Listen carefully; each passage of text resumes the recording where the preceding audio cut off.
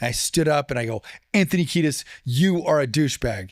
And then my brother tried to tackle me. And then I kept yelling, douchebag, douchebag, douchebag, douchebag.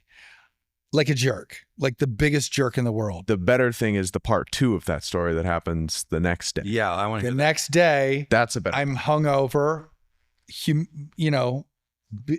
zeroed out, kind of a rock bottom moment, and I'm in the front row of an AA meeting, and it turns out the speaker is Anthony Kiedis, and he's right in front of me. He looked at me and he goes, "I'm glad you're here."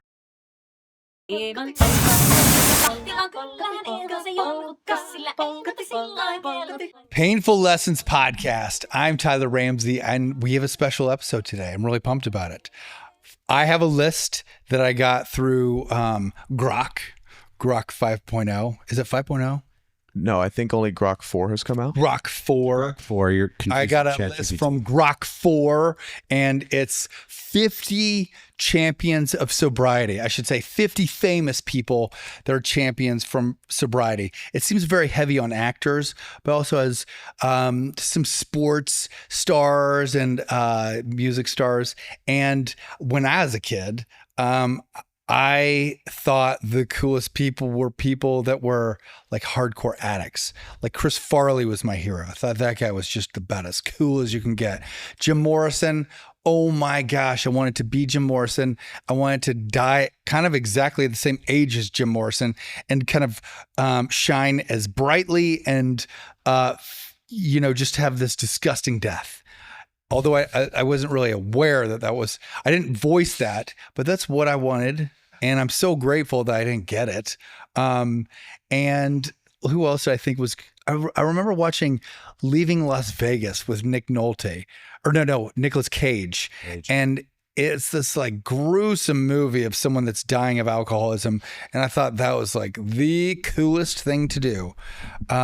So all of a sudden I realized that we have like great champions that are either sober or maybe they've just given up alcohol. Anyway, people have made it like a choice to stay healthy and they have these glorious lives. And so I thought I would go through this list. There's so many more, but I have a list of 50. And I have a guest, my wonderful friend and godson, Cameron Mouléne. Hey, I am excited to be here to go through this 50 list of champions. Yes. And you're also, wait. Does my arm look weird if I put it like this? No, it looks kind of fat and muscular. It makes it look fat and muscular? I mean, fat in a good way. No, I know what you meant. All right. PHAT?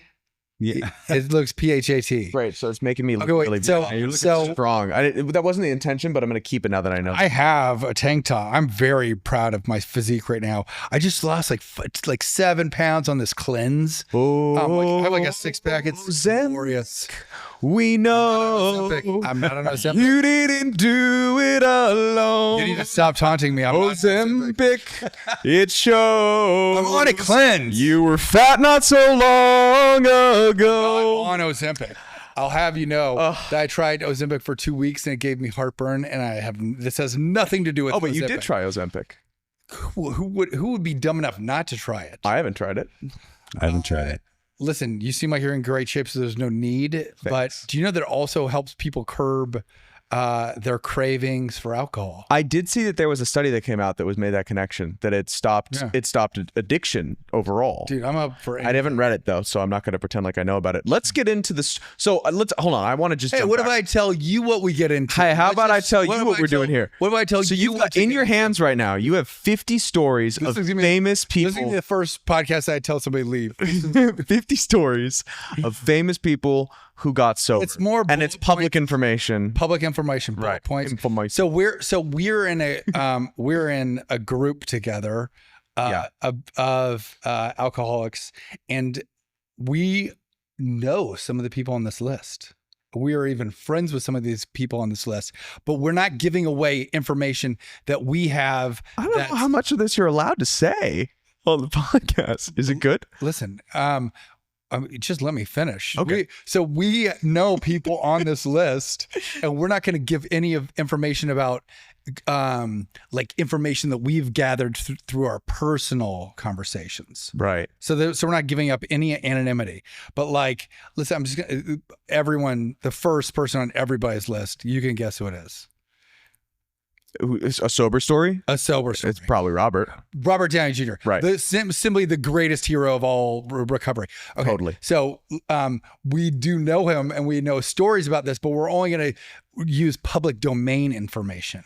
I see. Stuff that he or these other people have said he's kind of about their sobriety he's publicly. He's pretty chatty about it. So right. So this is like a one-stop source for anyone who's interested in getting sober.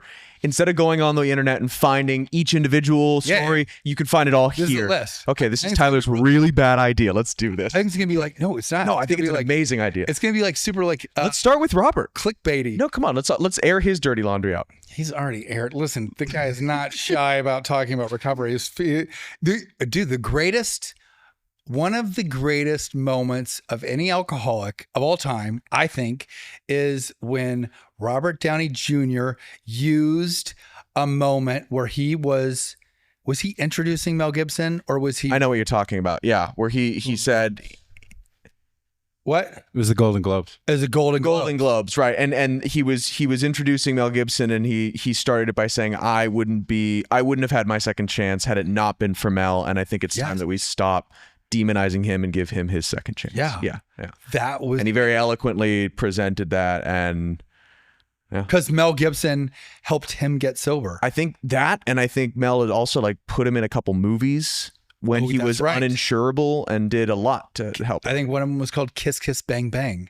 Maybe. Which was a banger. It's a great movie. It's a great movie. He's unbelievable in that movie. Oh my God. There's part of it where he gets his thumb or his finger cut off and he's like whining about it. Yeah. I'm like, that's the funniest thing. Val Kilmer is also incredible in that movie. Kilmer is unbelievable legend. in that film. Yeah. Oh my gosh. What an amazing. That whole opening scene where it's Robert and he's actually like a small time crook and he like breaks in somewhere to steal the toys, and then as he's running from the cops he ends up in an audition room. He ends up in an audition. Perfect for the role, and he books the role and ends up in, that's like one of the best setups to a movie. It really is. Yeah. Oh my gosh. He's very good at whining. Like on like when he has to like Robert. Like he's a really good funny whiner. Like he's like my finger. I'm like I could laugh for days. The other movie that I think is he's hysterical in is Due Date, where he's in with what's that other Zach actor? Galifianakis. Yeah, they're great together. Yeah, and he just keeps getting mad at him. Yeah. Oh man, that's the best. It's kind of, yeah. There are some people in our group who remind me of Zach Galifianakis, and then I feel like Robert has the same relationship with them. those people. With those people, Okay, where he's like, I can't believe I have to deal with this fucking dude again. Okay, yeah, no, great point. Okay, but because we're only talking about public domain information, right? The thing that I love about maybe Robert's I'm story, worried about this because I'm feeling like I'm going to reveal secrets unintentionally. You might be doing a great job with this. Hey, listen, I'm your Tonto. Go on, Lone Ranger. You're saying I have no secrets? That's not okay. Let me. I'm full of those kind of secrets. Well, I'm not saying you don't have secrets. I don't trust myself to not blurt out and be like, that's a great story. Here's the other thing I know this guy did, and then find out that it's not something you could talk about. Well, okay. Great point. I think in my head, I feel I've compartmentalized. This is the really secret information that I just can't. I'd love to give it away. And then this is the public domain information. So we're mainly just doing public domain information. But okay, so the best part about his public domain information is that he got sober after falling asleep in a kid's bedroom, which thank God a kid wasn't in there. Which you've told me that it was a house that looked exactly like his house. Yeah, well, I think I have some background on this one too, but I think that it's when he was living in Malibu up on like Broad Beach. Yeah. And he came home wasted, probably like had a night at Moon Shadows, came home and then went into the wrong house. And then where his bedroom would have otherwise been located going up the stairs is where the family bedroom was. I'm just gonna crash. Yeah, and he was just like, I'm going to sleep, and wrong bed. Well, then after that hijinks, he then gets up. I remember he posted this, like, or not posted. He was in, like, when he started rebuilding himself, he was in, I think, Rolling Stone magazine, and all of a sudden he looks cut, and he looks like a total stud. Yeah. And then he's in Iron Man, which is a movie about someone in recovery, and he killed it. And it's like the best. It is the poster boy story. But I've like, There of are all moments people in like recovery. There are moments like that. Like, I feel like the other surreal, it's mapping everything perfectly in life moment is how Kobe Bryant ended his basketball career. Which, if you remember, like, it was like Kobe, the final game that Kobe Bryant played was like 60 points. It was a losing season for the Lakers, and he scores 60 points, and he wins the game in a game that they should have not won. It's like one of those things where it's like, of course, that's how you end your career, and you get like the specific number of points that he need. Do you know what I'm saying? Like, I feel like it was all like preordained, and I feel like that's what Robert's comeback story was. It was like, it was just too perfect. Yeah. It all fell into place so perfectly with, especially since one of his earliest roles was Julian in Less Than Zero, which he played such an incredible drugged out. Movie. Also, kind of just, again, part of the like, it's just like you're playing the perfect role to show that this guy is going off the rails. I remember watching Less Than Zero, and through most of the movie being like, I want to live like that drugged out guy. Wow. I want to live like that drugged out guy. You want to suck wieners? Well, then all of a sudden he prostitutes him, has to become a prostitute. I'm like, not as much at this point. That's actually where you were convinced. You were like, that's me. That's my guy. That's the lifestyle for me. I watched that movie. You can pick up some easy change doing that. Amazing. I'll never go hungry again. He's so good in that. Yeah. The other movie, I actually, to get off of Robert in a second, I think the most impressive thing he's ever pulled off in his career is Tropic Thunder. Because you would never, Tropic Thunder is a great movie. You would never be able to make that movie today. Never. No one has ever actually given him any backlash for playing a dude. These guys as a dude. They tried, but it didn't stick. I haven't even seen anywhere anyone tried it. Everyone just went, you know what? The way they did it, the way they execute, it's so funny that we're just going to let this go. Glorious. It's incredible. It's incredible. Glorious. Oh my gosh. Just glorious. Anyway, so I mean, it was such a risk even then. You know what I mean? That could have when they kick that dude's head around in Tropic Thunder and they don't they act like it's not a real head, or Ben Stiller is. Oh my gosh, that's as good as it gets. Yeah. That is as good as it gets. Okay, so we're gonna keep going down this list. So that's all we're doing for each person is we're just saying, yeah, they got sober, and how great was that? Yeah. Cool. What we love about him. Brad Pitt, dude. Don't know him. Went through a horrible divorce, it seems like. Yeah. And according to Grok, he had, like, his low was he was on like a private jet, and he got real drunk. It kind of sounds like even blacked out, and was screaming at everyone, his family, and sounds like it involved child welfare later on, and probably was used against him in a divorce and everything. And then Bradley Cooper, who's also on this list. We're gonna go through these two people at the same time. Bradley Cooper helped him get sober. Really? Yeah.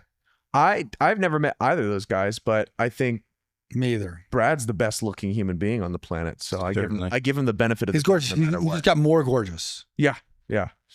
I get excited. I'm like, I can keep it together for like another 10 years. Cause like I have kind of Brad Pitt genes. I'm like, if Brad Pitt can keep it kind of say you've got Brad Pitt genes. Listen, we could be, is that because why? Hold on. Nobody likes false modesty. Nobody likes false modesty. Hey, this is his podcast. I'm going to let him get away with it. Why do you think you have Brad Pitt genes? I mean, listen, what about your genes are like Brad Pitt's genes? I just got these like kind of like rugged. He's referring to he found some blue jeans. I got these rugged good looks. It's like, dude, I wish I got like, I put on weight on my sides more than I'd like to, and that's like, I don't like that. I don't think Brad Pitt does that. And then there are like, he seems like he just has like a absolute perfect jawline. It's like mine's pretty great, but it's like, I'm just saying maybe not perfection. I haven't reached perfection, but Yeah. pretty close. No, I totally agree. I think you and Brad Pitt could actually be his stunt double. You guys look so much alike. I kind of thought that for a while. Yeah. But, so Brad Pitt got drunk on this plane. Yeah. It's probably used against him in this divorce. And I think it just sounds really terrible, right? And it was enough that he was like, okay, I'm going to get sober. And then Bradley Cooper was like, hey man, I'll help you get sober. And now he like tells people how great it is to be sober. And so he's become like a champion where for a while it seems like he maybe could have wrecked his whole life as a result of like alcohol and weed. And it sounds like it really impacted his family. It was like, so that's too bad. Who knows what Angelina Jolie is like to deal with. Oh, she's got to be a saint. She's got to be so easy. A saint? I'm Oh my kidding. I'm sure she's delightful. I would just chime in here. Probably a lot. I would put up with a lot to be with Angelina Jolie. I would thought you were going to say you'd put up a lot to be with Brad Pitt. Hey, I would put up a lot to be with Angelina Jolie. There'd be a lot of patience on my end. Yeah. From any kind of bad behavior, frankly. I'd go on at least 2 UN trips to like Uganda to be with You wouldn't do that Jolie. just generally, like. Oh wait, no, I wouldn't. I'm happily married. I just wanted you to know. Right. Yeah. The UNICEF trips would be kind of an easy. I'm saying like I would put up with like a lot of selfish behavior. That would be part of it. If she was always late to everything because she always had to be perceived as certain, I'd be like, it's fine because like I'm with Angelina Jolie. Oh So, yeah, like, yeah. that's okay for me. People that are late to everything. Yeah, I would put up with a lot.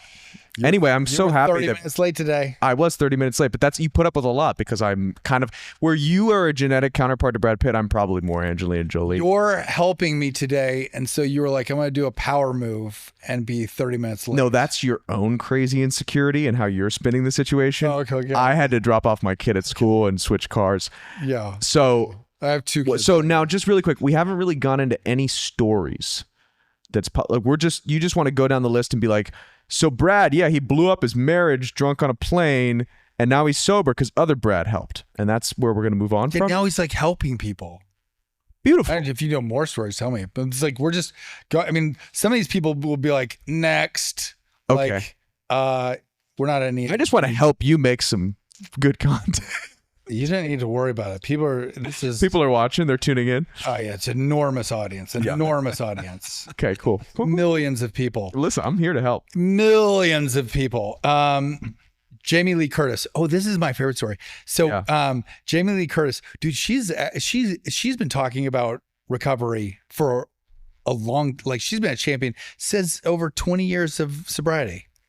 Great. So for 20 years, she's been like telling people like, awesome. And dude, I have to say, we have a screen here where we Jamie Lee Curtis, when she was in Trading Places, yes, it just was the height of beauty, the absolute height of beauty. Is and Trading Places different than Freaky Friday? Yeah. Trading Places very is much. Eddie Murphy and Dan Aykroyd. And she was in that as well? Yeah, she was a hooker. She was a hooker. She shows her okay. boobies. I've seen. She was a hook. seen that. And I She was like forgot a that. cool hooker. She's very in the press right now because of 2 reasons. One, Freaky Friday 2. Freaky Friday 2 with Lindsay Lohan. But then the thing about the press kit that everyone's talking about the most is that she's wearing a low top shirt, and she kind of got a Sydney Sweeney reaction where everyone was like, Jamie Lee Curtis, I was not familiar with your game, where she looks really good. She looks beautiful. Oh man, she had a rack and a Wait, half. you looks could great. wait, but she's always been known for having an incredible. I'm only 31, so like I did not know this about I see. Jamie Lee. So I think my generation is She's seeing this and being like, maybe one of the most famous topless scenes of all time. oh yeah, is in I Trading wouldn't Places. even know. Is most talked about everything. Wow. By the way, they dude, shot she two was in different. True Lies with Tom Arnold, and They shot 2 different versions of that shot when she kicks the door closed. One with the boobs out, and one where she's like this. Did you know that? Purposely, because they knew this movie was going to be on TV, and they wanted, they're like, keep them out, Oh, wanted to keep the scene in. Yeah. keep them out. bring him in. Wait, they like my memory's not weird. They keep them in. They keep the boobs in, right? In the movie version, yeah, but Yeah, there okay. is a television made for TV version where they shot it. She was famous for it. And then, oh my God, she was in this movie with John Travolta, which they're like in like a yoga class or something. She's one of the most beautiful people of all time. Wow. And she's, I mean, this is such a weird thing to say, but she's aging like a star. I'm such a fan. And she's sober. And she's sober. And what's her sober story? How did she get sober? She was at a dinner party, and a friend had a bunch of Vicodin in the bathroom, and she stole it and got caught. Oh, like that's so embarrassing. And then that was the bottom. She was like, it's just too embarrassing to have stolen my friend's drugs. Yeah. Then they're like, you should get help. And so she's like, okay, maybe I'll get help. And then she got help. Yeah. That was, I stole a lot of people's drugs before deciding I should get sober. I wish that would have been a good bottom for me. That would have avoided a lot of headaches. If you go into someone's bathroom and they have pills and you are any type of addict, there's no chance that you won't ingest. Maybe it's because she took them all as opposed to just taking one. Because one seems, if that's your game, then like one seems obvious. One seems like if you don't, you might not even need to get. My buddy Ben had his brother-in-law stay at his house, and he's like, "Hey man, do you know where the Percocet went?" And he's like, "Oh no, I think I saw it in that drawer." Yeah, like it was in that drawer, and he goes, No, I just checked the drawer. It's not in there. And he goes, "Oh man, but did you check the spot in between the drawers?" Sometimes it does that. And my friend Ben is like, "Oh, now you're gonna give me the runaround where I have to like pretend to check and see if it jumped up behind the door, opened itself," and it was just like, "Give me a break, buddy." That's such an addict thing. Have you thought about like, did you have a workman in the house at all? Have you? Did you leave the door open in the last month? Okay, so that actually got us through 4 people, and then only it's 46 Eminem. more to go. 5, Eminem overdosed on methadone. Oh. Methadone is a weird thing in a Detroit motel. No kidding. Yeah. So that means he was a heroin. Collapsed in a haze and was mixing alcohol and pills, and a friend found him, and they rushed him to the hospital. And that was like, he's like, dude, I can't leave my daughter without a father. Yeah. We have a friend that collapsed on drugs, and sometimes I feel like that can really scare people. And sometimes I feel like people can be like, that was a thing. Like you almost died. Yeah, I know. You mean like sometimes people will be like, they feel almost like Herculean after Like, where they're like, I almost died. Yeah, I didn't. Yeah. Let's go. Yeah.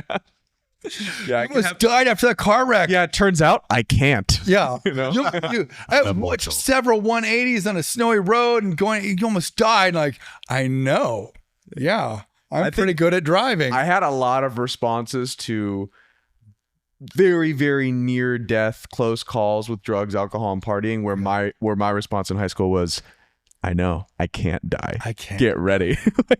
We could just keep doing this for a minute until... Was that your Tiger Blood moment? Your Charlie Sheen Tiger Blood? It's exactly Tiger Blood. It's like, I've got Tiger Blood, until eventually you're like, oh, I actually don't feel like I have Tiger. So at some point, everyone wakes up and they're like, I think the Tiger Blood has left the body. Turns out I don't have Tiger Blood. There's one morning where I realized I did not have Tiger Blood. I took like, alone in a hotel in Vegas, I took like 9 pills of ecstasy over a Jesus. Yeah. And we just had on repeat, you know that like the on demand thing they play before movies? Yeah. Like just that was playing over and over. And I was just zoning. Yeah, over and over and over. I think it was like AC Slater from Saved by the Bell was like the on demand guy. And so I just his voice. And then every now and then be like, oh my God, put on a movie or something. What am I doing? If I'm just gonna weird out, I can't just have this, or some infomercial would just be playing. But why did you? I'm just curious. What led you to decide to do multiple pills of ecstasy alone? I was supposed to meet like 3 friends, and they didn't. Their plane didn't work out or something like that. And so I was just like, well, what am I gonna do this? eat all of it and not even leave the room. But anyway, all of a sudden, something. Oh, so that was the dosage for all 4 of you. Yeah. You said now it's all me. Yeah. Start out with just a little bit. Yeah. And just a little bit. And then I took the whole thing. Anyway, Melting the face. craziest thing, I had this like giant thing that showed up in my throat. Like as a result, have you ever heard of this? Like a huge ball. Like Yes. I was Waiter. like, what is this? And it goes away on its own. Goes away on its own. Is it What from that? drug use? From drug use. Yeah. It's I actually had a friend who had it, and I ended up uploading it into ChatGPT, and I got a pretty good response on what it was. It's like a stress. It's not an ulcer. It's like a. I'm sorry. I was calling it a goiter. A goiter. That's what it's called. It goes away on its own. You put your body under a lot of stress that day. Yeah. Is the end. lot of Moral of stress. that story. Not as much stress as Demi Lovato put herself in when she overdosed on a fentanyl-laced drugs at a Hollywood Hills party. Now that was a transition. And found her friend and her assistant found her unconscious. And after waking at a hospital, she entered rehab. And that was in like 2021. And she has remained sober Yeah. that I know of. What do you what do you think when you hear these stories? About Demi Lovato? Any of these stories? Because my honest response is like, and I think why I like being sober so much is I'm like, none of these things shock me at all. I'm like, oh yeah, that's how somebody gets sober. It's like they end up having a horrible experience at a party where they pass out and die. And Okay, that's what I thought before. I now have a collection of friends that have died, and so now I'm like, trust me. Anytime as a kid I would hear anyone almost dying and be like, that sounds like partying, and now I'm like so used to hearing people that die from it right. that I'm like, oh my gosh, almost. So they're on that fine line between. Like it hits me harder. They almost died.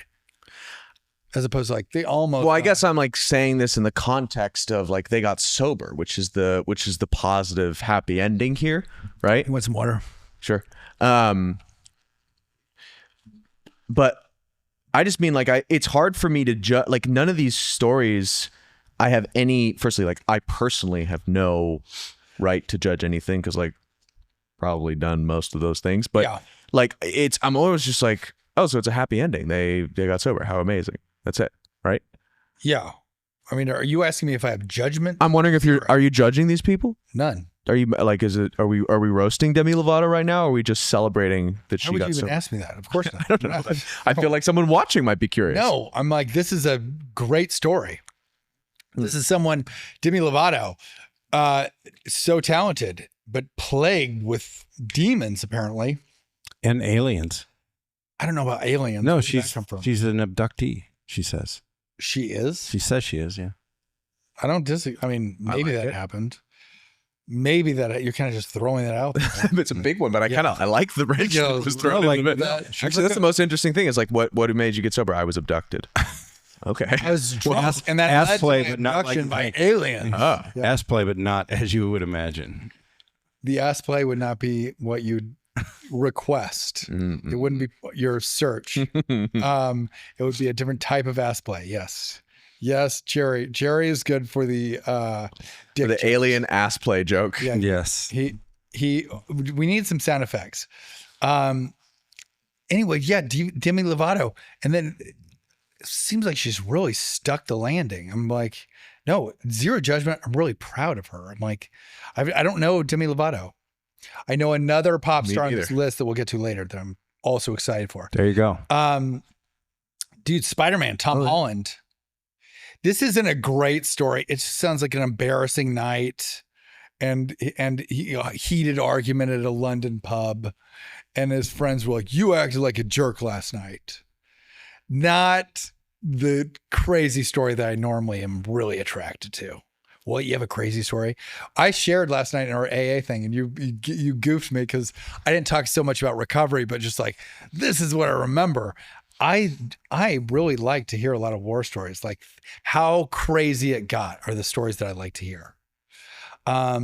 I thought about calling this podcast War Stories, but I didn't want it to just be ultra limited to recovery, even though I think it's a recovery podcast. Tom Holland now has a non-alcoholic drink company. Yeah. I don't know what it's called, but it sounds awesome. But he got sober and works a program, or he just doesn't drink anymore because he like acted like a jerk one night at a bar. He got sober. That's might be an interesting and works a program. Yeah. Openly has said I work a program. Yeah. Okay.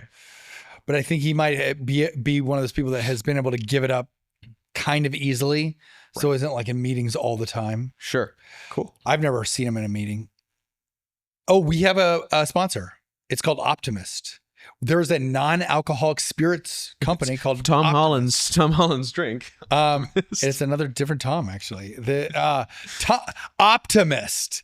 If you can look it up, optimist.com. Actually, I think it's optimist.com. Hey, we look up Optimist. It's Optimist. It's like, I think it's Optimist Spirits. Anyway, they're our sponsor, Optimist, non-alcoholic spirits. They're amazing. Yeah. When I first heard this, I was like, "What is there a demand for that?" But it's so fun when you go. What's your feeling on non-alcoholic spirits? Optimistdrinks.com. What's your feeling on non-alcoholic spirits, beers, wines? I am a huge fan of these spirits because they make it really fun to make drinks, and the spirits have healthy things in them. I also think non-alcoholic beers have a place, and they seem great. I'm just not. I don't think I have really developed a taste for non-alcoholic beers, but I know that Athletic Brewing is like a great company. Yeah, really terrific. Why? What about you? I've recently gotten really into non-alcoholic wine. Non-alcoholic wine. Non-alcoholic wine. Does it taste like wine? It tastes like wine, and yet there's no alcohol content. So like when I'm having a steak, right? Or if I go out to a nice dinner, I can bring the bottle and do a corkage fee, and then I get to feel social, but I'm not getting drunk, which I love. That's cool. And I love wine, and so it's the thing that I had missed the most in having been sober, so I love it. Yeah. I think my buddy Blake. I don't have a sponsor plug for you, but I think they're great non-alcoholic wines out there. We could segue into the sponsor plug of Augie. Should we talk about Augie Health?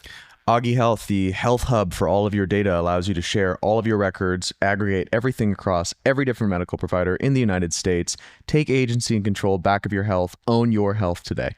Spectacular. Thanks. Wow, that was I impressive. don't know that you looked into the right camera, but spectacular. Oh, there's a camera right there that's been looking at me the whole time. The whole time. Yeah. Well, I'll do another plug at the end of the show. That's your camera. But Augie Health is going to change healthcare. You should own your health data. Dude, Russell Brand. I think Russell Brand is as fun as they come. I am a huge fan. I think all the allegations against him are hogwash. They sound like hogwash. Hogwash. Oh my God. Oh, dude. And he's a Christian. I love that. He also wrote one of the single best books about recovery. Hey, will you look up Russell Brand's book about recovery? Do we need any more screen time for Augie? What its name is? Dude, Russell Brand's book about recovery is spectacular. I hope he's a guest on the show someday. Oh yeah, I'm also hoping any of these people are a guest on the show. But dude, he trashed a London hotel, smashing furniture and scaring his roommates. He probably pulled his wiener out.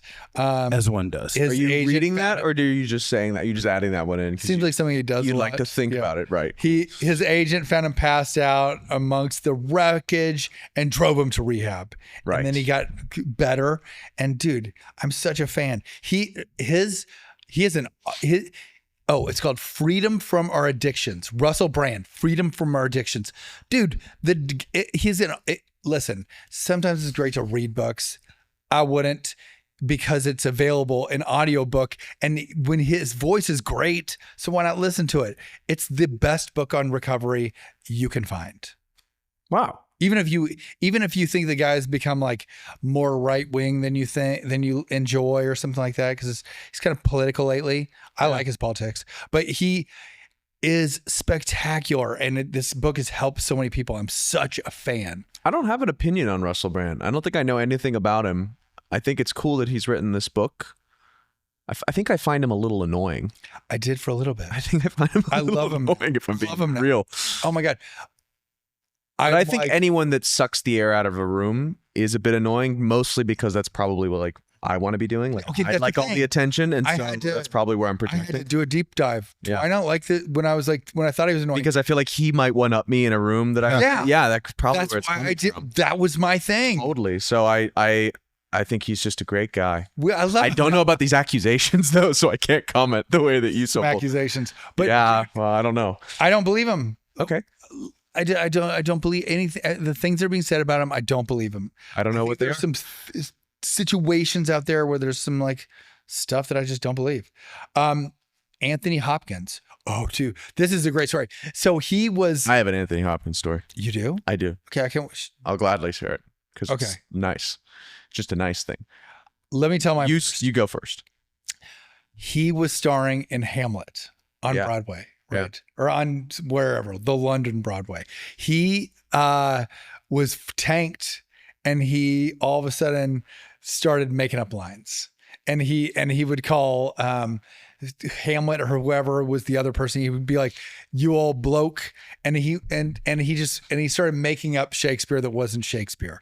And he got sober, and they're like, "Dude, listen, I got to be honest, you pulled it off. But like, get it under control, dude." And that was he was so embarrassing to him that's helped him like get it together.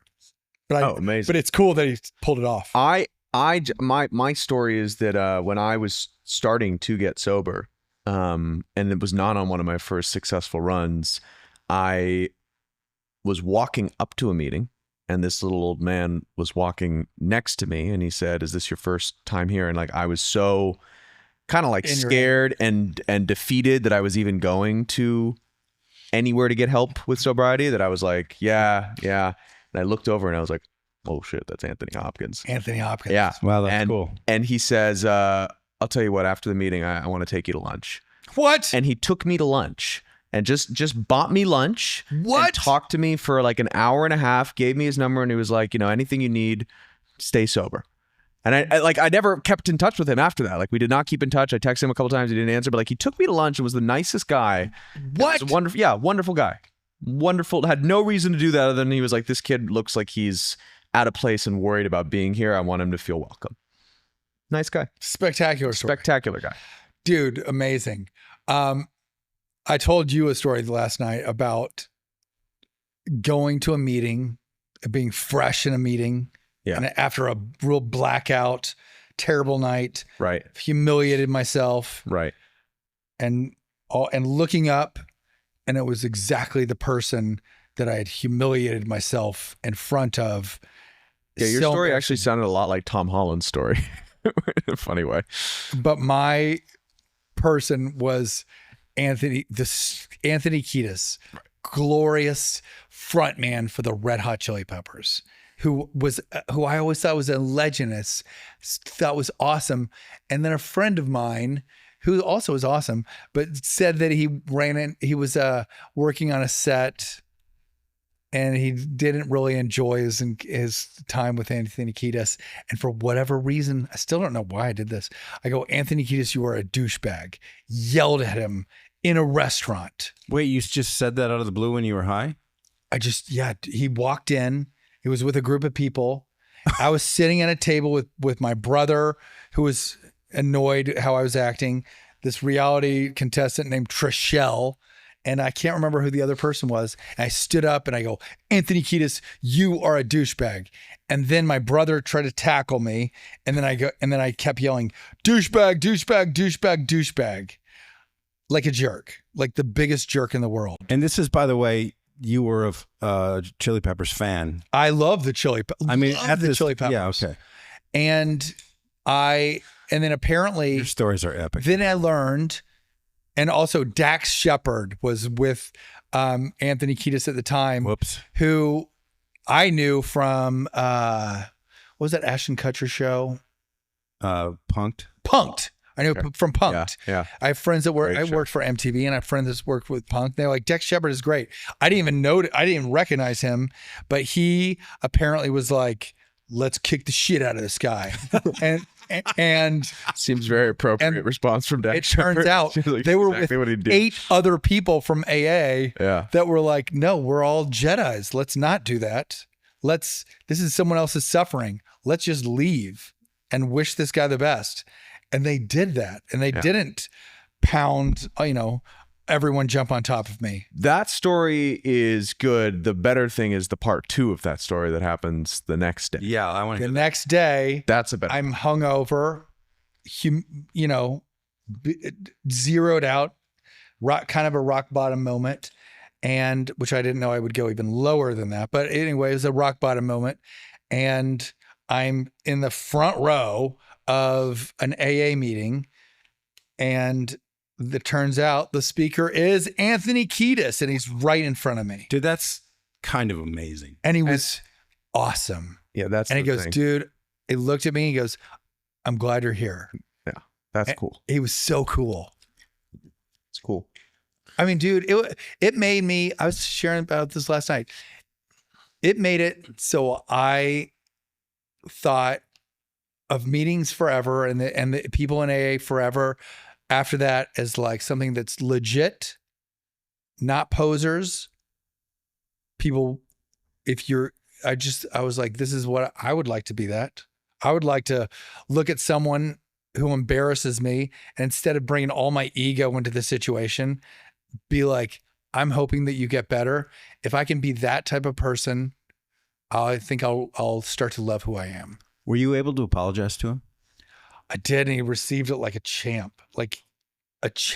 Amazing. I mean, dude, That makes me love him so much. I mean, I already love him, but that makes me really appreciate him. I can't even tell you what, and I've talked about it, even on this podcast, I've talked about it before. It was one of the more impactful things that's happened to me.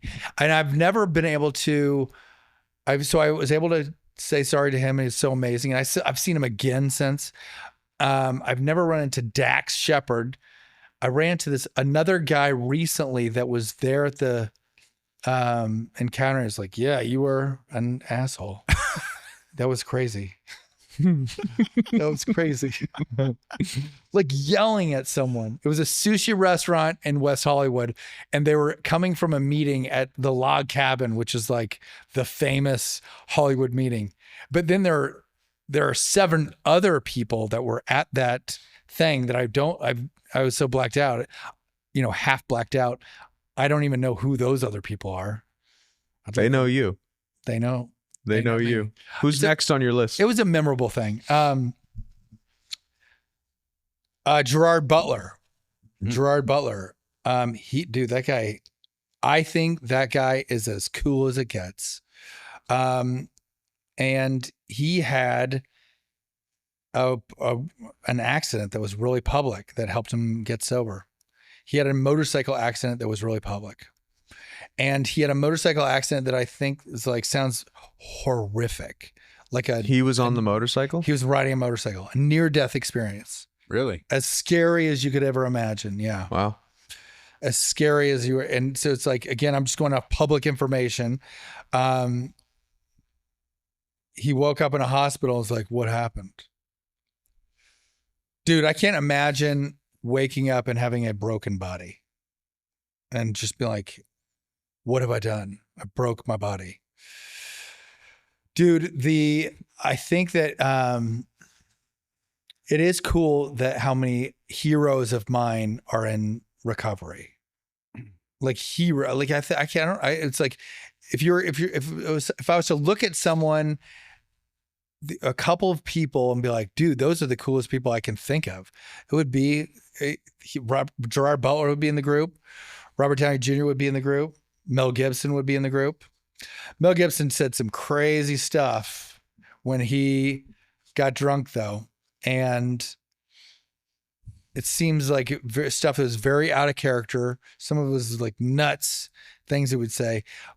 And a lot of it was said in the context of his wife at the time, knowing that she was recording him, fishing for like him to say the most egregious stuff. You got a Donald Sterling situation? Yeah, Donald Sterling, and poking kind of a drunk bear to say, and it's like, he did say some things that It is a little. It's hard to poke somebody into anti-Semitism views. It's hard. It's hard. That was well said. Now listen. Here's the thing. I'm all for forgiveness. Yeah. So half Jewish. I'm all for forgiveness. Yeah. That's not my point. I'm just saying that, like, I don't know if it was all prompt. I don't know if we could put it on her. Dude, instigating him. Listen, wrong. You're like, wrong. Put it all on her. It's all her fault.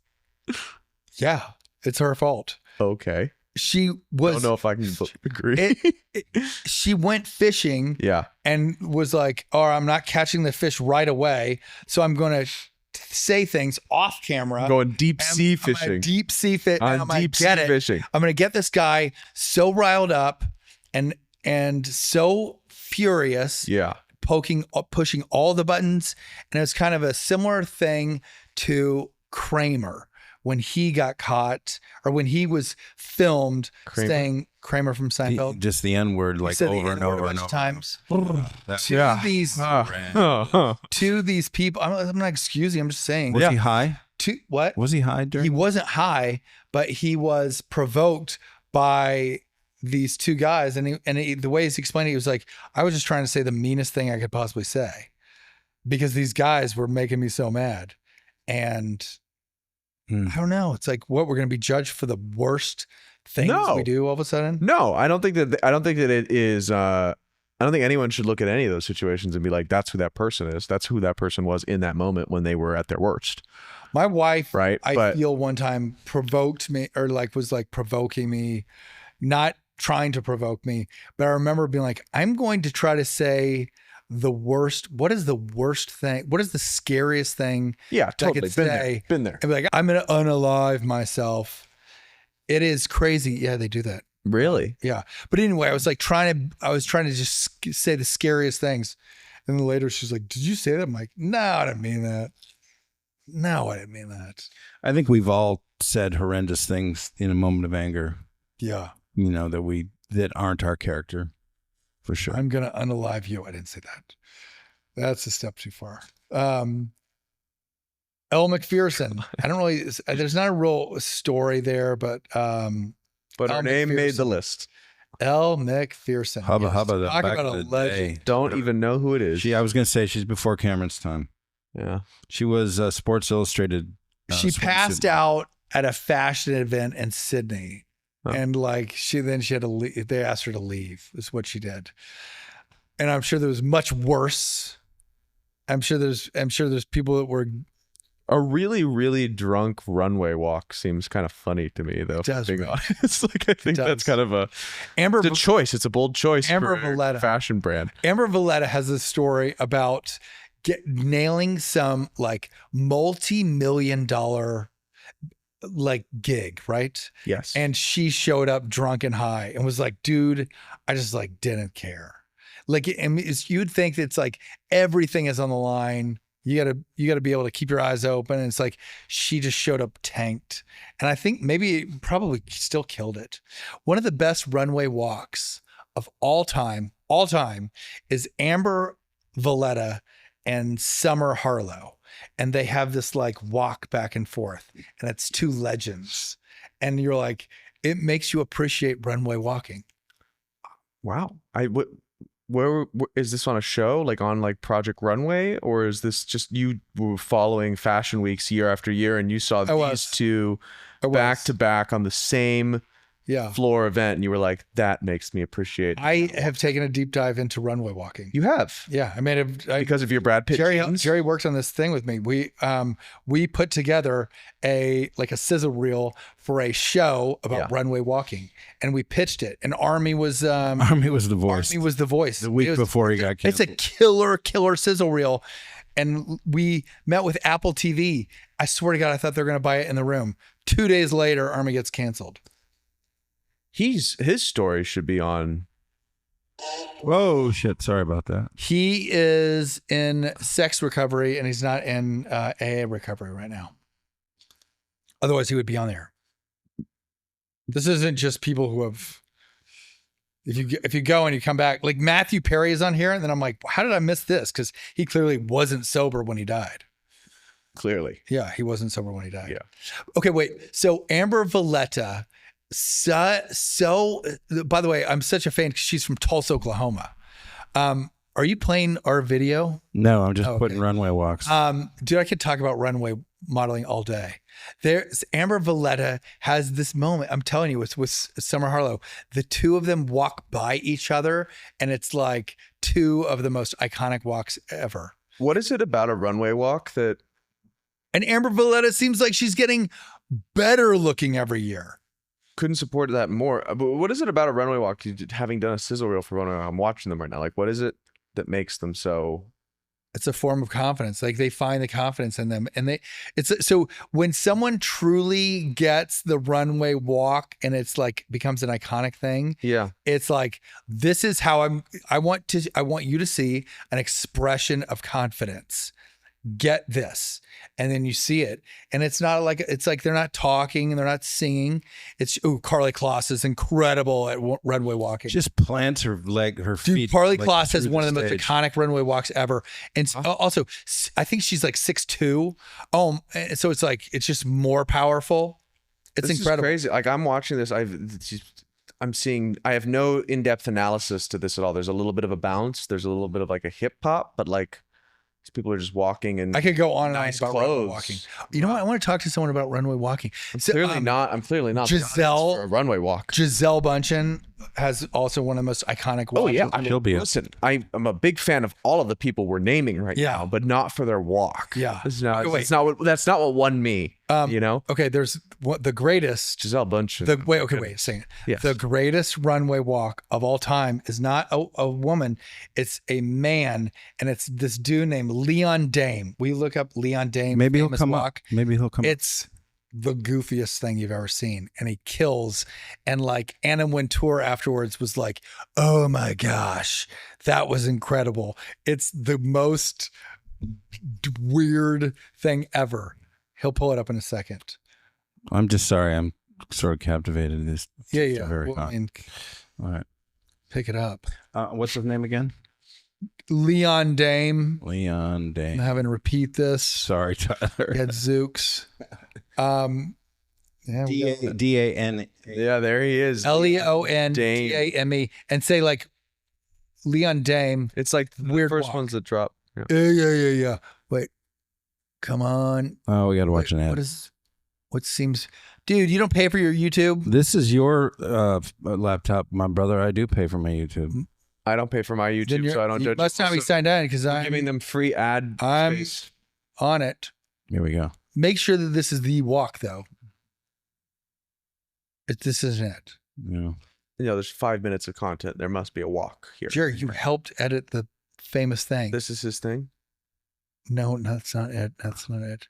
Just okay. Let me pull it back. This I all can't- feels like very Jerry, if you Zoolander. could look up Here's- Leon Dame All right. funny walk. All right. Anyway, I'm trying to do it with a half an eye over here. Drew Barrymore doesn't have a great story. Oh, I mean, she's got a great story. It's not jumping out at me. Number 15, Elton John. Here you go. Here you go. Here. Okay, wait. Also on the list. oh wow, Yeah. Leon Dame. Oh my God. This, I swear, if you need a spirit animal, it's this goofball.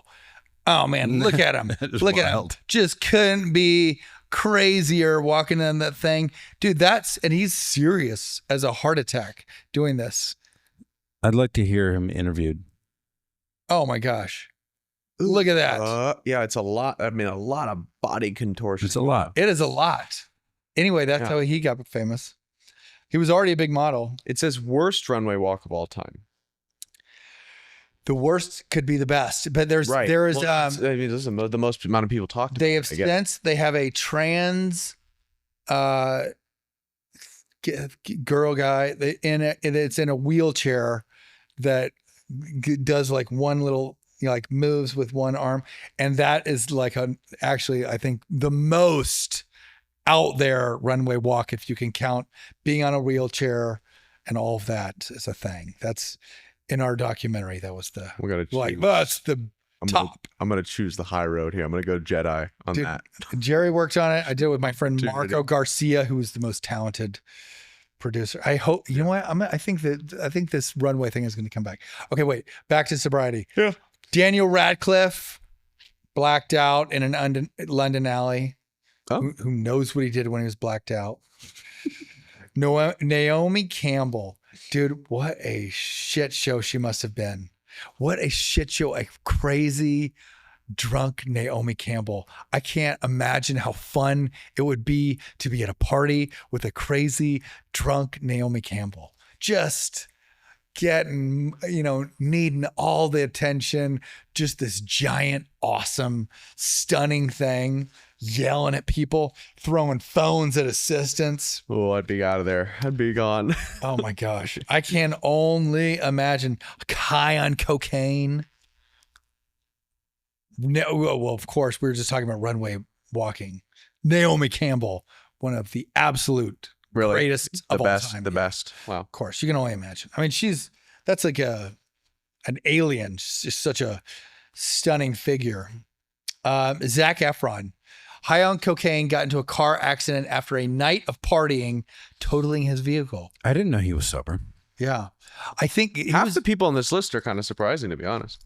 That Zac Efron is sober? I didn't know that, but the two people back, I didn't know. Daniel Radcliffe.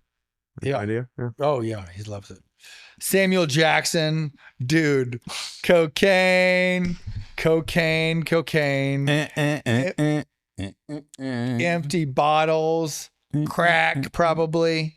What's the movie? What's one of the really early films that Sam Jackson did where he comes in and he's it's Coming to America. Coming to America. Yeah, and he comes in and he's like a drug addict who's strung out and robs the place. Yeah. Amazing job. I remember seeing an interview where he was like, "No, that's pretty much who I was. That's who I was." It's really easy to do that part. Yeah. What a stud. Great. Get these snakes off this plane. Snakes on a Plane is glorious. What a great movie. I haven't played it forever. Do you remember Ethan Embry? Yeah, he's amazing. He's sober. His wife, Sunny Mabry, was on Snakes on a Plane. Yeah, I know. She's the flight attendant in Snakes You know on what? a Plane. Sunny Mabry She's amazing. should be on SNL. She's one of the funniest really people funny. I'm aware of. Yeah. She had like an online presence that was really she was big. like a Vine. She was a Viner. Yeah. And then they just disappeared Vine. She Coming did back. like Elon Species bringing back remake. Vine, I think, is owned by X. So in purchasing X, he got Vine and he's bringing Vine back. I wonder if he'll just start with all of the content that they had. Yeah, I'd imagine why get rid of it. Well, dude, that's great because Sunny Embry, I think, is one of the most talented, funny people. And Does she go by Sunny fan. Embry now and not Sunny Mabry? I just made a mistake. I don't know what she goes by. Sunny Mabry. I mean, get it right. If you think she's talented, make sure you plug her properly. Saturday Night Live, there's a lot of booking agents from Saturday Night Live listening right now, and I think that they should choose There you go. Sunny Mabry. She would be amazing. Sold. I'm a huge fan of Sunny Mabry. Yeah. But Ethan Embry, that guy's awesome. Dude. Love that guy. Ethan's fun. Oh man. I did one of the first things I ever did in LA was I was working for this internet company and I did like a skateboarding video with Ethan Embry. Oh. And he was so cool. So cool. Empire Records is one of the greatest movies of all time. Yeah. Great. Unbelievable. Was that Cusack? What? Was that Cusack? John Cusack is in that film, I believe. Yes. Empire Records. No, he's not. No, that's the other record. It's a guy that no one knows about. Brutal. Well, Rex Manning. No, but Ethan Embry, Empire Records. It's Liv. What's her name? Oh, Liv Tyler. Liv Tyler. Tyler. Renee Zellweger. Liv Tyler. Yeah. Robin. Hart. Wait, not Robin. Here we go. Robin Tooney. Okay. She plays it bald. She's very talented. I'm a huge fan. Okay. Keep going down the list. Michael Phelps. Just be The because swimmer? for like health optimization. Dude, he was surrounded by he got a DUI. Oh, blew I had a twice the hot legal video limit. after the Olympics too. He got in a lot of trouble for all this. Yeah. When He told Sports Illustrated that his arrest led to a 45-day rehab stint. That's when you're like, oh man, I got to get into rehab because I'll go to jail otherwise. And then he even had depression and he had all this other stuff, but he would never been able to beat depression if he would not have got sober. Michael Phelps, way to go, dude. It's amazing. Go Phelps. Rob Lowe Rob Lowe is one of the champions of rehab. Rehab or just sobriety? You mean? Rob Lowe is a champion of recovery. Dude, I'm so hot right now. It's toasting here. Well, I just got hot now. I think Rob Lowe has been sober since he was in his early 20s, from what I understand. I think that guy's been sober forever. Dude, Rob Lowe in St. Elmo's Fire was as cool as it gets. And Playing that saxophone. what? Playing the saxophone. Playing the saxophone. With that making it earring. so Remember he had that friggin' long cool. ass earring. Cameron's like, what the fuck are you guys No, doing? I've seen St. Elmo's Fire. Isn't that the Doctor film? No. No, It's it's a one of the group of Rat people. Pack. Well, he's Yeah. Or a Brat It's all Pack. Brat Pack. Yeah. It's all Brad Pitt. He's in a movie in that era where he plays a young doctor. Ooh. Do you know what I'm talking about? Does this ring any bells? Vaguely. They might also be vampires. Oh, wait. You're talking Dr. about Vampire. No, now We're you're talking about two different movies. Yeah. Nurse. No, we need Dr. Vampire. Anyway, Rob Lowe has a list of banger You're films of the confusing 90s, Rat Pack 80s, people. 90s to 90s. He's never a doctor in a vampire. St. movie. Elmo's Fire. No, I've seen this too. It's a Breakfast Club era Rat Pack type Yeah. movie. Yep. Yeah. Yeah, it's amazing. Yeah, he was like a drunk kind of. Oh, another reason I was like, dude, that guy that's getting wasted is so cool. Way to go, Rob Lowe, number 22. Dude, we're going to scoot through these. John Owen Lowe. I don't know who that is. Lucy Hale. John Owen Lowe is Rob's son. Oh, look at that. Oh, Who that I'm guy I friends heard with. is awesome. Johnny's great. He's friends with our friend Blaine. He's also friends with Blaine. I think you told me that. Dude, Blaine is doing this guy that I love, this guy Blaine. He was in The Walking Dead. Have you ever seen his performance in Walking Dead? Nope. Okay. It's one When of I the quit best acting, I stopped performances watching of a content. bad guy of all of the time. Really? Yeah, what's Blaine's last name? I'm like blanking. I know it. Give me a second. Oh, this is so Kearns. Blaine Kern. Okay, Kern. Blaine Kern is in a play right now with James Franco, and my brother is a producer. Oh, wow. Amazing. If you would have told me, listen, you could tell me right now, what's one of the coolest things you can do? Produce a random play with James Franco. I'll be like, cool. My brother is doing it. Yeah. Oh my God. And they're doing it in the desert near my brother's hotel. That's cool. 29 Palms. Oh, so it's off Broadway. It's way off Broadway, but it's like it's so much cooler than Broadway. Yeah. Because it's in this like cool spot. Sandway. Such a James Franco thing to do. Right. Dude, James Franco. Classic Franco. Classic Franco. No one is cooler than James Franco. Of all the people that I want on this podcast, James Franco, top of the list. Could not be a cooler dude. And I had dinner with him the other night. With James Franco. Oh. And he retold the story that I was already familiar with of the movie The Interview and like the hijinks that surrounded that. Oh, wow. That would have been cool. Craziest friggin' story of all time. There was a huge... Kim Jong-un did a cyber attack on us as a result of it. Obama got involved. Yeah. It was a big deal. the Wasn't biggest there like a deal. threat of nuclear war surrounding the single biggest deal of anything that you could imagine. It's like, dude, if you could ever do something. I was very young when this And happened. splash it I up. remember being like, "Whoa, this is all over a film. They're threatening nuclear war." Right He was now. in a movie Yeah. that made fun of President Un, or of Kim Jong-un. Yeah, he's And not the Kim president. Jong-un got so mad that he cyber attacked Right. America. Sony. Targeted Sony, tried to blackmail a bunch of people at Sony with these really incriminating emails, and Obama had to get involved, and it became an international incident.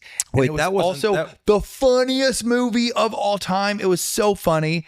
Seth Rogen also in it get his fingers cut off or something like that, and he also is hilarious when he's whining about something. Seth Rogen is, and it was funny as hell. And then James Franco has like the actual interview that he has with Kim Jong-un is so hilarious. I could go on and on.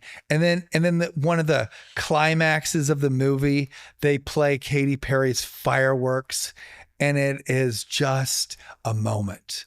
I mean, But that wasn't the interview movie, right? yeah, no, that's what I'm talking about. It was the interview movie. What was the movie that Franco did where he played the crazy filmmaker? That's what I'm talking about. Really? Yeah.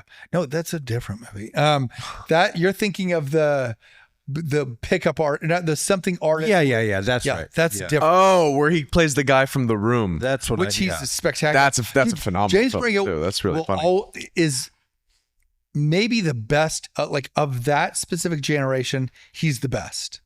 I don't think there's a better actor of that specific generation.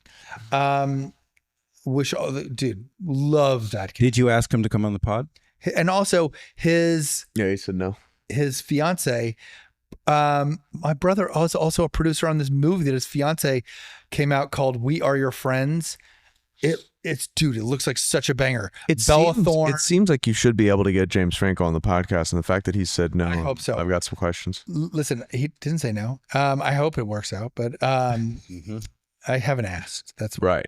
I haven't asked. You didn't. You were at dinner with the guy and you didn't ask him. I wasn't doing a podcast then. Oh, yeah. Gotcha. I thought you went to dinner with him this I week. try to play it cool with people, and then I always think, shouldn't they ask me? Yeah. And then I'm Because like, one of the first things that come to mind when I think of you is plays it cool. I'm playing it cool. Downsizes things. All right, number really 24, Yeah. Lucy Hale. Yeah. Drunk after filming Pretty Little Liars, got into a public argument at a Los Angeles bar, escorted out by security. If you're a hot girl and you get escorted out by security, Not good. yeesh, you acted like an idiot. Dude, she is amazing. I am such a Lucy Hale fan. She's great. I hope she comes on this podcast. Cameron, you know her. I do know her. She's like amazing. Yeah. Amazing person. And has been sober for a long time. Yeah, I think I asked You're you to asking ask me her to when ask. we- Well, you're asking on the show, so if she sees it now, you know you should be asking me. The idea that she's playing this. Sometimes we have 100 viewers on our long form podcast. Sometimes we have. Imagine when you had when Armie, you probably got a couple thousand people watching. This dude that was talking about DMT, we got 66,000. Danny Goller.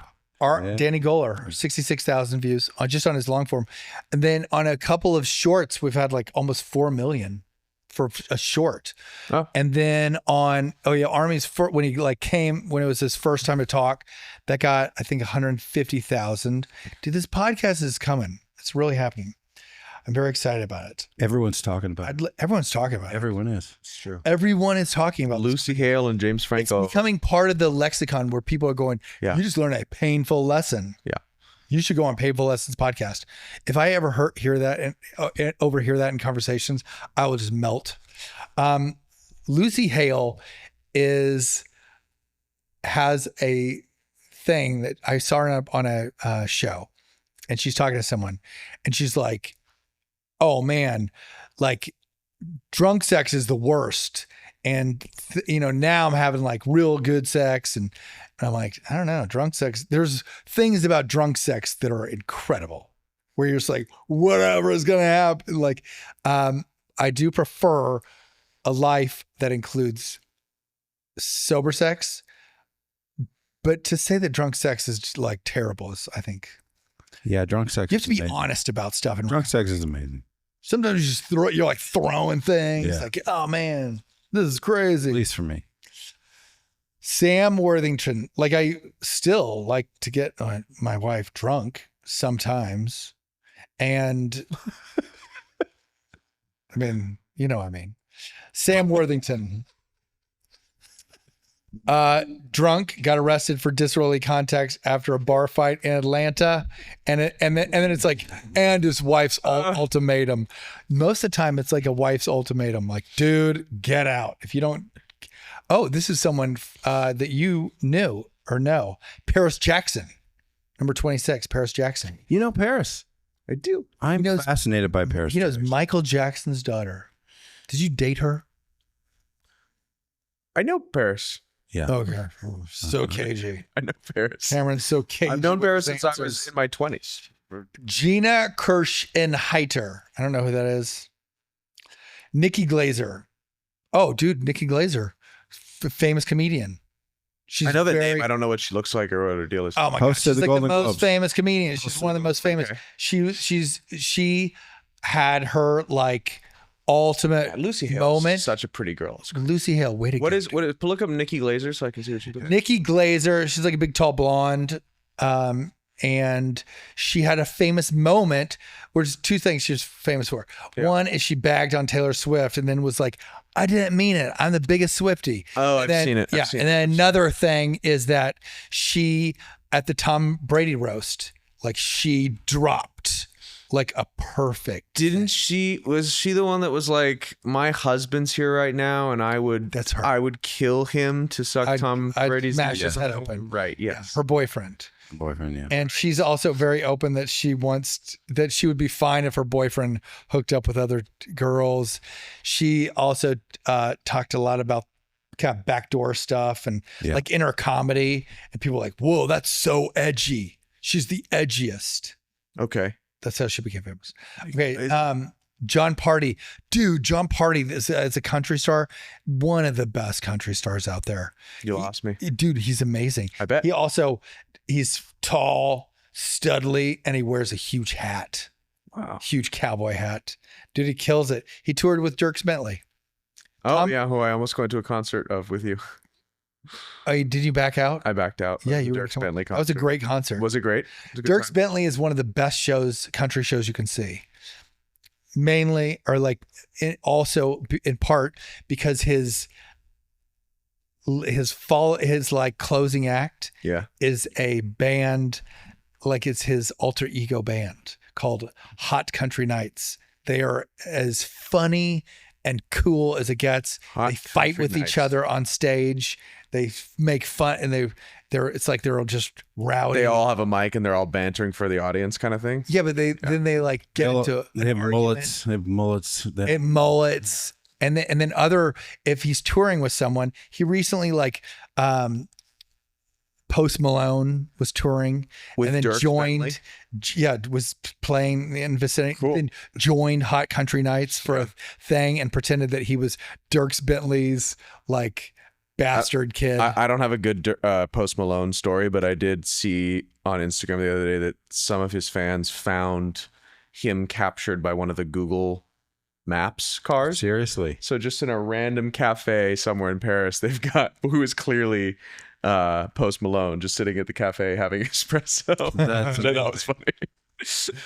I can imagine the amount of stalker you have to be to find him isolated at the time at which a Google vehicle is passing. I am so opposed to the paparazzi.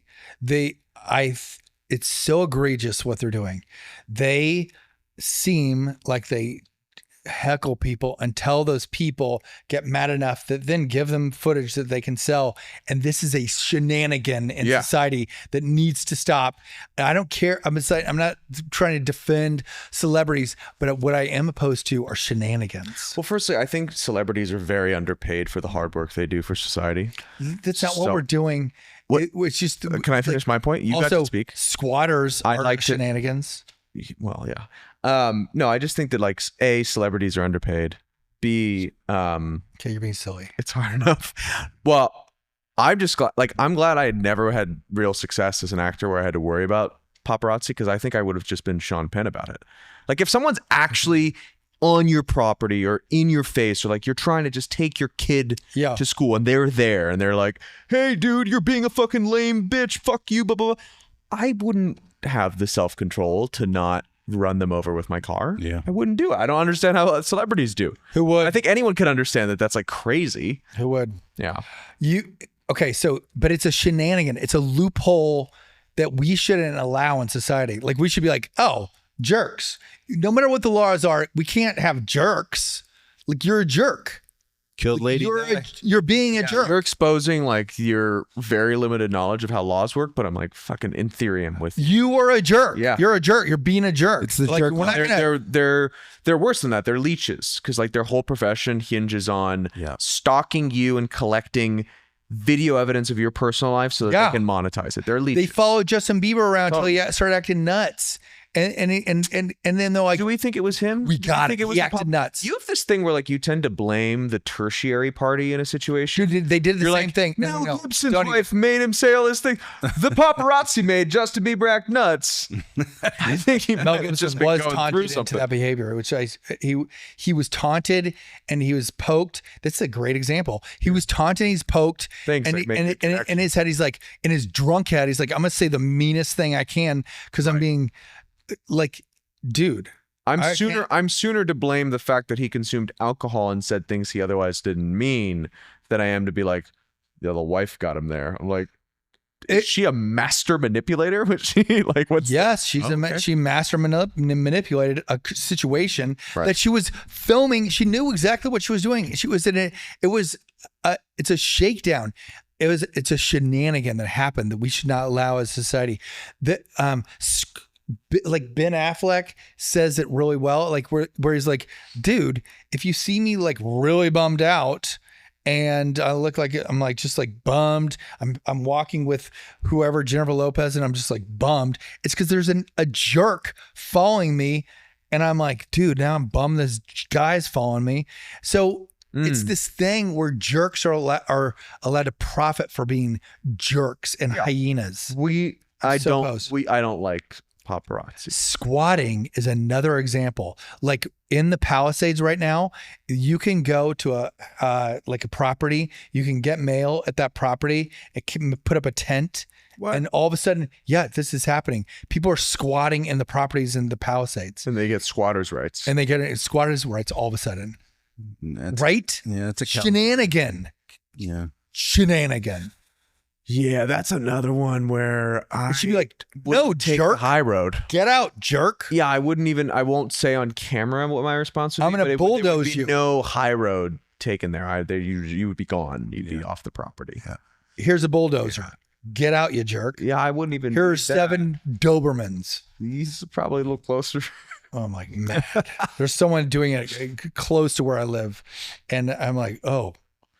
There's how much trouble do I want to get into? I'm like, do I want to go really get into? I tore down. There was someone who put up a tent near my place. He tore it down. I was like, this isn't going to last. I tore it down. That's the thing. Like in California, you could go to jail and it was the meanest, drunkest, craziest, most belligerent person scaring children. It's like, I'll be damned if I'm going to live in a society in my several block radius that is going to allow this. Totally understand it. I had a guy the other day in my neighborhood. The what?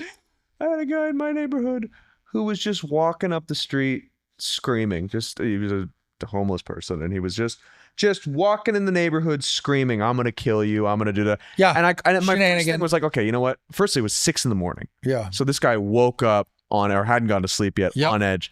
The first thing I was like, I called the cops and I was like, here's the situation. I have this man. Yeah. But he kept screaming. And so I was like, this is going to wake my kid up. Yeah. So I go out into the middle of the street. Yeah. And I'm like, hey, I just tell him, I'm like, shut up, keep walking. He goes, then he gets in the middle of the street. Like my house is on a cross street in my neighborhood. Gets in the middle of the street and does this little pose. He goes, no, you can't tell me what to do. You can't make me. It's probably the guy that threw rocks at me. He's like, I live in a world of shenanigans. And I just said, look, you have 5 seconds to make a decision. One of them's going to land you in the hospital today. The other one, you can go off and go scream at somebody else's block. Good for you, dude. And within 5 seconds, he did leave. But he was like, just spinning on it. The guy that hit me with rocks was the same thing. He was just walking down the street screaming as loud as he could.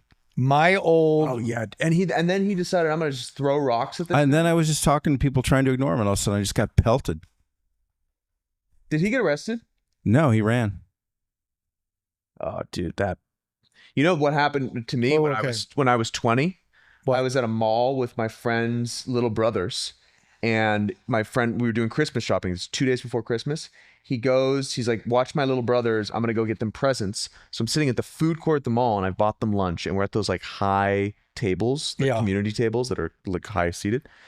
And there's a guy on his computer using the Wi-Fi in the mall, which is already a little bit of like maybe he doesn't have Wi-Fi at home. I don't know.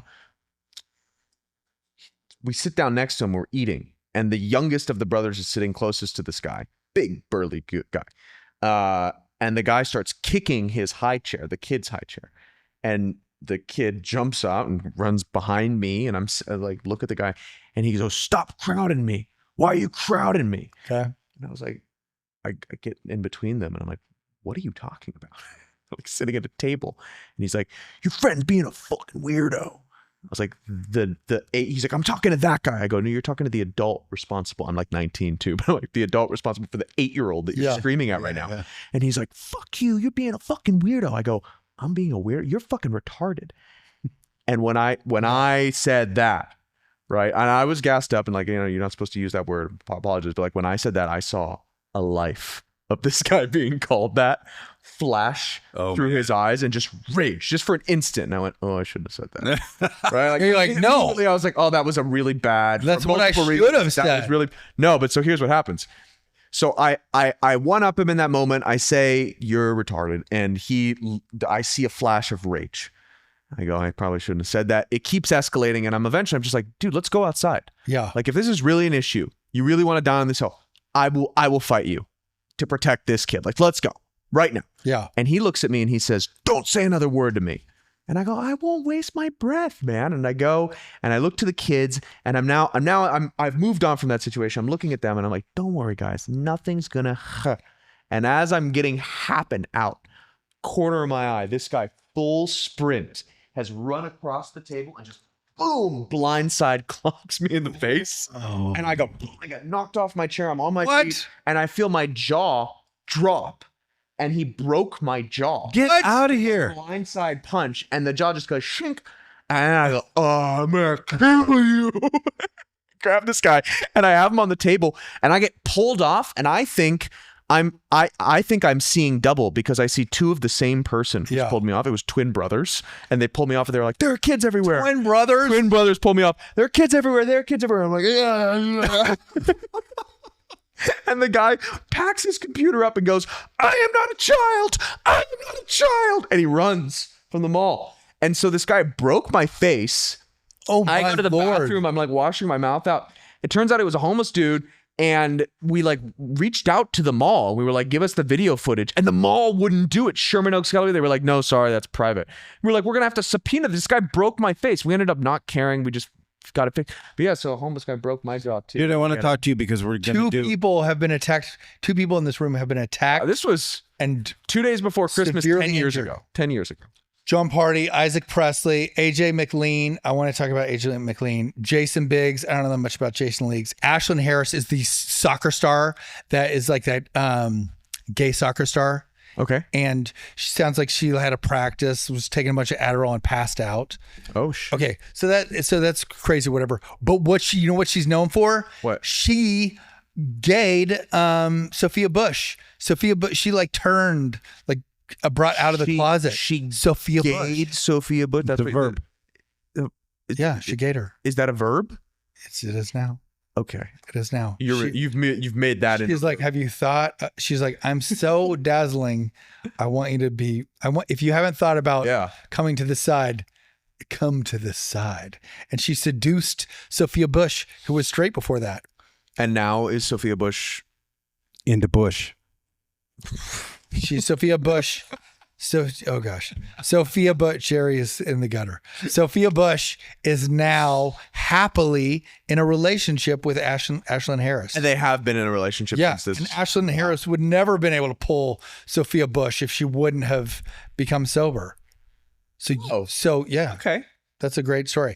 AJ McLean, if there's a moment that is exciting in the world today, it is that the Backstreet Boys are having a great moment at the Sphere, and there's no one that is more grateful and gracious than the Backstreet Boys. I understand that their meet and greets, like you feel like you're the only one in the room because they're so pumped and they're crushing it at the Sphere. Was AJ the AJ McLean is a hero. What's funny to me about this is I know this AJ. He's amazing. I know this guy. Yeah. I had no idea he was in the Backstreet Boys. I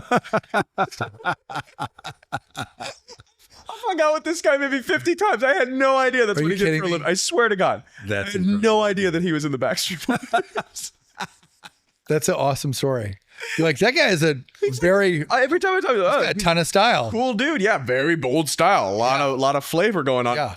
I had no idea. That's cool. Yes, amazing. We love that guy. He's terrific. He didn't know that. I had no idea.